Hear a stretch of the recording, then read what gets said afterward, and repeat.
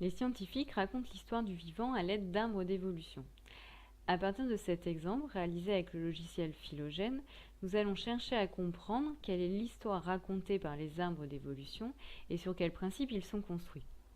Prenons cet exemple. Cet arbre montre que la bactérie, le criquet, la grenouille, l'homme et la fougère, considérés ici, sont tous parents. En effet, ces espèces partagent toutes un ancêtre commun, représenté donc par ce nœud en jaune, qui comme elles possédait de l'ADN, innovation visible au niveau de cette branche. Cette innovation leur a été donc transmise par cet ancêtre commun. On peut également voir que le criquet, la grenouille et l'homme sont plus proches parents entre eux qu'ils ne le sont avec la fougère. En effet, tout comme la fougère, ils possèdent une enveloppe nucléaire, mais ils ont en plus un système nerveux, hérité donc de leur ancêtre commun exclusif, qu'ils ne partagent pas donc avec la fougère. Cet arbre reprend donc l'idée d'attributs communs à certaines espèces plus ou moins parentes, comme le présentait donc aussi la classification donc en groupe emboîté, donc vue en classe de 6e. On peut retrouver donc cette correspondance donc avec les boîtes, qui vont donc inclure les espèces qui vont partager les mêmes caractéristiques. Mais on voit aussi que c'est la notion donc de temps qui passe qui est également montrée donc ici donc avec l'arbre. Au niveau donc des branches, des innovations donc vont apparaître et vont donc conduire à des espèces nouvelles. Alors maintenant qu'on a compris l'histoire racontée par un arbre d'évolution, voyons comment utiliser donc Phylogène pour construire un tel arbre.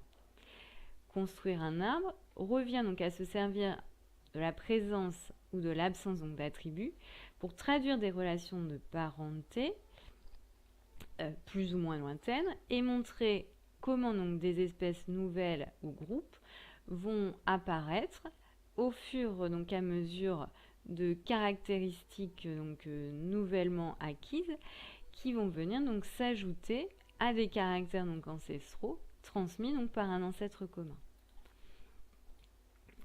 Alors, après avoir sélectionné donc une collection, comme ceci, je peux donc observer, comparer ces différentes caractéristiques chez les espèces donc choisies.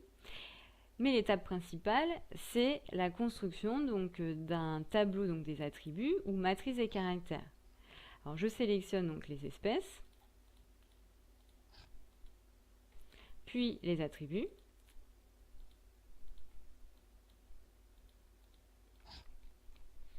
Je complète donc le tableau en renseignant donc la présence ou l'absence donc de ces attributs. Je peux m'aider de la fenêtre donc en bas à droite. Une fois le tableau complété et correct, je vais ensuite établir donc des parentés. Donc, je vais donc afficher donc les boîtes et en sélectionnant donc les attributs donc 1 à 1, je vois donc la classification donc en groupe emboîté donc se construire, tout comme l'arbre donc de parenté. Je vais pouvoir ensuite afficher donc la correspondance donc avec les boîtes, nommer les groupes